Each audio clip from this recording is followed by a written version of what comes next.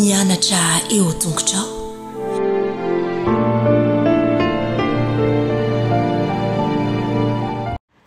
Faly miarabantsika tsirairay avy indray tonga eto amin'ny fandraisana ny lesona ho an'ny lehibe isika sotraan'Andriamanitra isika mbola nomeny izao fotoana izao indray ahafahana mandray ny toromarika rehetra avy amin'ny lohan'ny dirantsika ny amin'ny lesona an'io dia hivavaka isika. Ianay tsara indrindra-danitra mbola velom-pisaoranao izahay ny fitahianao sy ny fitantananao anay. Misaotra anao raha izay mbola manome anay an'izao fotoana izao indray ahafahanay miray aminao irinay tokoa ny mba hialohavanao amin'ny zavatra rehetra ataonay ary aoka mba ho sitrako tokoa ny fanirianay rehetra. Tenena tompo fa voninkenao anao izahay aminaran'i Jesosy. Amen. Teny lesona antsika androany dia manao hoe ny marenina sy ny mona. Ny lahatsoratra dia ho Marka 7 izy ity. Tsy nandeha tamin'ny lalana fohy indrindra ny verina tany Galilia avy tao amin'ny faritsy Tiro sy Sidona i Jesosy.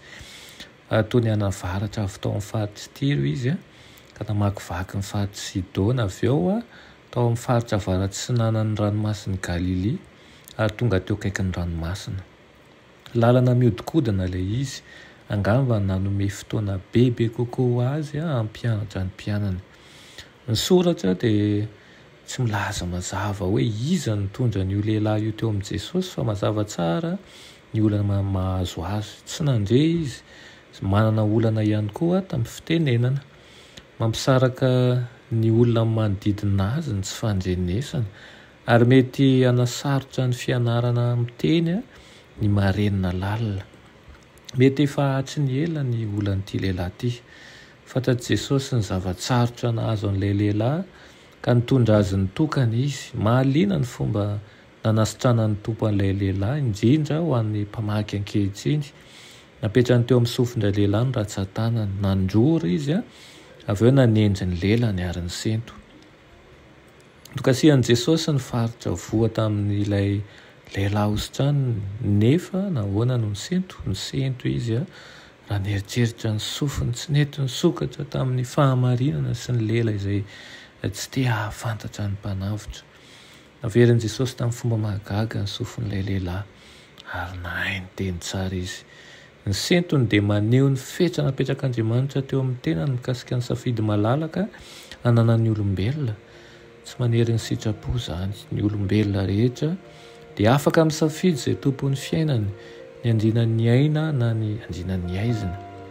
Afaka nanokatra sofina marinina Jesosy nefa tsy afaka nanery ny fo izay tsy mino ahafantatra ny mahamesy azy.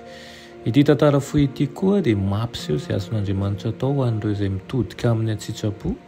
Angamba efa niaina fisalasalana ny zaran'ny finoanao ianao ka nahatsapa ohatrany hoe voafatotry ny fiteny momba ny zavatra ho lazaina. Ity fahagagana ity dia tsaro fa manome fampahaizana antsika fa ny Tompo Jesosy dia afaka manokatra ny sofintsika mba ho mora tohina amin'ny filan'ny hafa sy hizara teny aingana ankahery azy eo amin'ny diny. Irina tokoa anie izany hitondra hery ho anao ka mino marimarina fa Jesosy dia mahay manala ny fahatorana rehetra. Amen. Ianay tsara indrindra-danitra mbola misaotra anao izay ny amin'izany lesona nomena an'io izany. Mangataka aminao izay mba ho resenao lahatra hatrany fonay ka tsy salasala hitondra ny olanay aminao satria hainao ny zavatra rehetra. Aminaran'i Jesosy. Amen.